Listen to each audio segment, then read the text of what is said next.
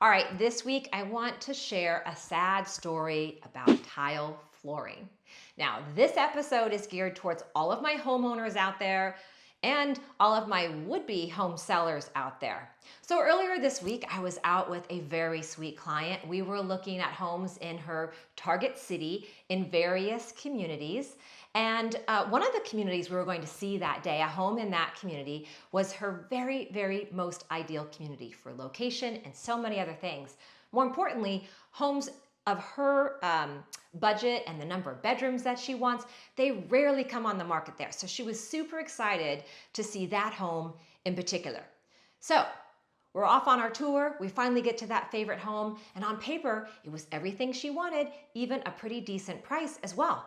So we open the door, and here's where the sad story about the tile flooring begins. Because as soon as we opened that door, straight down the middle were two polar opposite types of tile flooring in this house.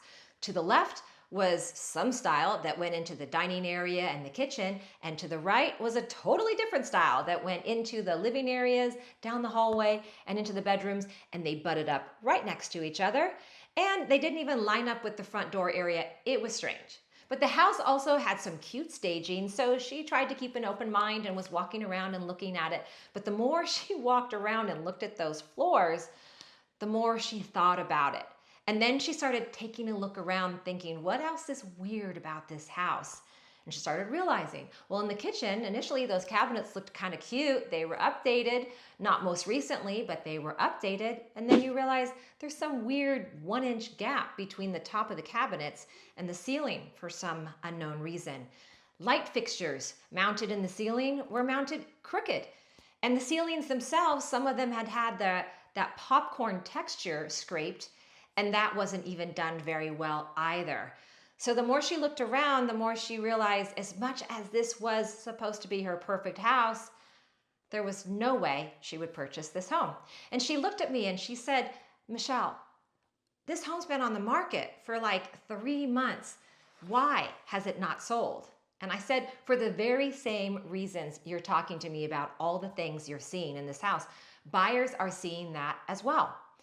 So it really comes down to two things that we're going to talk about. One is condition, and two is price. Let's talk about price first, because that's so important. Look, in today's market, proper pricing is essential for a seller to secure success.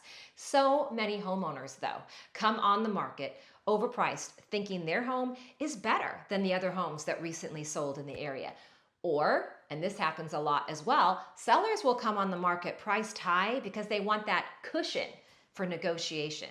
Well, the problem is that cushion for negotiation tactic is simply dead in today's market. That is because today's buyers are highly dialed in to values of the homes they see. The home first is seen online, always. So the first thing the buyer is going to do is pour through those pictures. They're going to look at all of the details, all of the upgrades that are there or aren't there. Then they're going to scroll further. And in most of those portals, you can find, they'll provide to you all the most recent sales in that same neighborhood. And they're going to compare the price that they see on your house to all the prices they see for the other sales.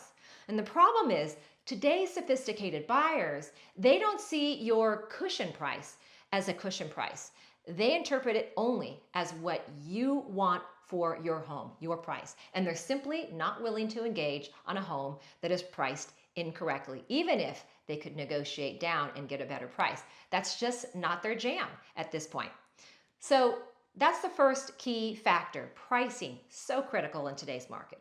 But the second thing is upgrades and modifications to your home. Look, if you're thinking about doing upgrades, please be sure to take the time to do them the right way. All of those corners you cut, all of those shortcuts you take, they will show up later when it's time to sell your home.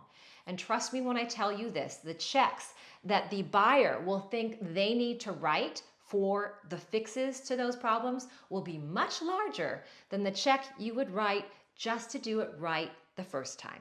So here's what I have to say about improvements.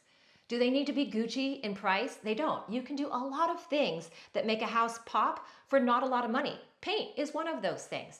But for the love of all things DIY, if you cannot do them correctly, please hire somebody who can. Your future self will thank you a whole lot for doing so. And if you're thinking about making any changes to your home or thinking about selling it and trying to determine price, I'd love to get a cup of coffee and talk with you about all of it. Hey, thanks so much for stopping by. I'll see you next time. Take care.